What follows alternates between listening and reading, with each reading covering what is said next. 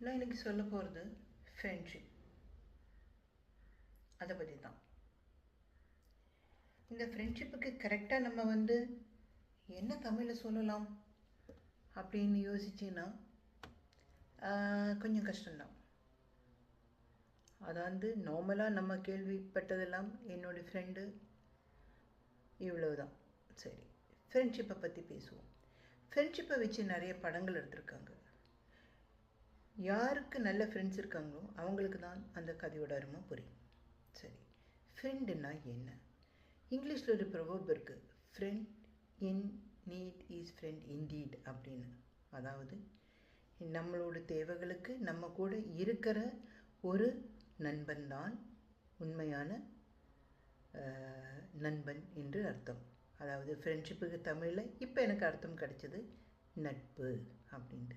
பாருங்கள், உடனே எடுத்த உடனே ஃப்ரெண்ட்ஷிப்புக்கு இங்கிலீஷில் தெரிகிற அளவுக்கு தமிழில் சொல்ல முடியல. ஆனால் நான் ஃப்ரெண்ட்ஷிப்பை பற்றி நான் என்ன பேசுகிறேன்னு நினைக்கிறேனோ அப்போ உடனே நமக்கு அந்த மீனிங் கிடைச்சது நட்பு. சரி, மகாபாரதத்தில் கர்ணனுக்கும் துரியோதனனுக்கும் இருக்கிற ஒரு ஃப்ரெண்ட்ஷிப் நமக்கு எல்லாருக்குமே தெரியும். அதாவது அவரோட ஃப்ரெண்ட்ஷிப்பில், அவங்க நட்பில் அவ்வளவு ஆழம் இருக்கும்.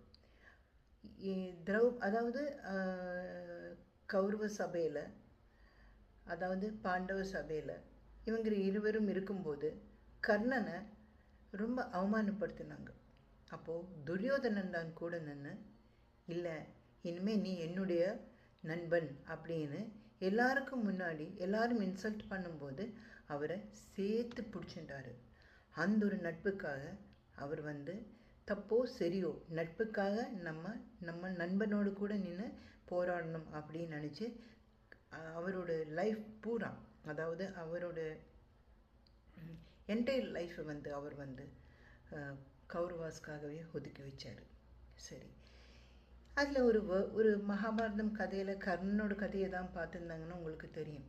அவங்க விளையாடிட்டு இருக்கும்போது, சூது விளையாடிட்டு இருக்கும்போது என்ன நடக்கிறதுனா, கூட துரியோதனோட ஒய்ஃபும் இருக்காங்க.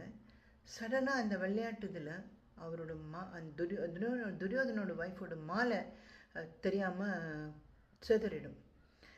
உடனே இவர் கேட்பார், இதை எடுக்கவா கோர்க்கவா அப்படின்னு கேட்பார் கர்ணன். அப்போது துரியோதனன் சொல்லுவார், இது என்ன கேள்வி கர்ணா, நீ என்னோட நண்பன், எப்படி ஆனாலும் அந்த முத்தை எடுத்து கொடு அப்படி சொல்லுவோம். ஸோ இந்த நட்போட அர்த்தம் என்னன்னா, ஆழமான அர்த்தம் என்னன்னா, எதுவும் எதிர்பார்க்காம நண்பனுக்காகவே வாழறது என்றது தான். வணக்கம்.